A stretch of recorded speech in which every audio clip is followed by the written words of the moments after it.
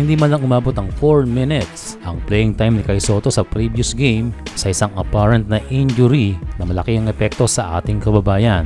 Isa ring malaking dagok ito dahil alam naman ng lahat na maganda ang pinapakita ang mga numero nitong si Kai ngayong season at kung kailan umaangat ang kanyang laro. Saka pa dumarating ang mga ganitong problema. Yan ang dahil nga sa nangyari, ang naging concern ng mga basketball fans, paano na nga ba tayo sa nalalapit na FIBA window next month na kung saan ay haharapin muli ang koponan ng New Zealand. And so na-alerto na ang pamunuan ng Gilas sa mga posibleng mangyari. Kung pag-uusapan ng knee injury, ang pinakamabilis ay 1 to 3 weeks para sa mga minor case.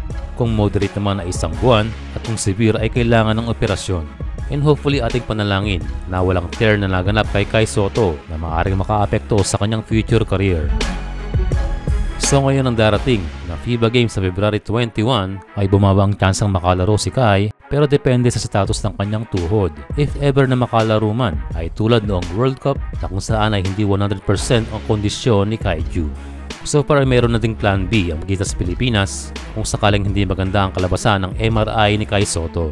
Sa interview ng mainstream media kay CTC ay kanyang inanunsyo na si Japet Aguilar ang nakaabang sa big man spot. So yan ang role ni Japet, siya isang reserve o replacement kung kailangan.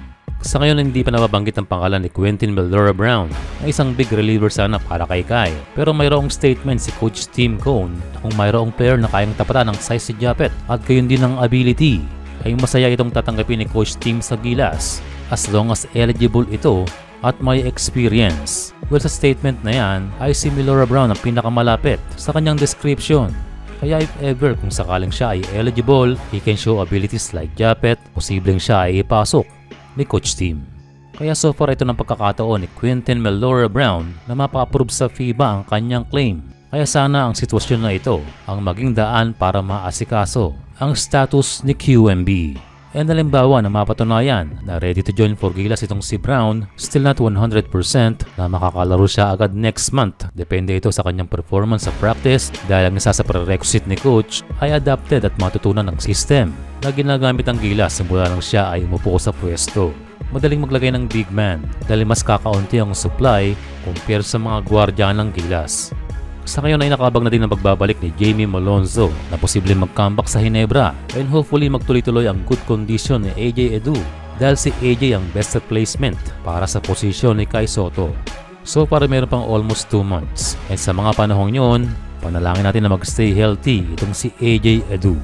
Sa ngayon ang posibleng hindi pa mangyari ay matuloy ang sinasabi ni Coach Tim Cone na best Gilas team na hindi pa nakikita ng New Zealand. Dahil sa ngayon ay nagbabadya na hindi na naman makumpleto ang ating roster sa next window. For now, ang pinakamahalaga ay ang fast recovery ni Kai Sotto.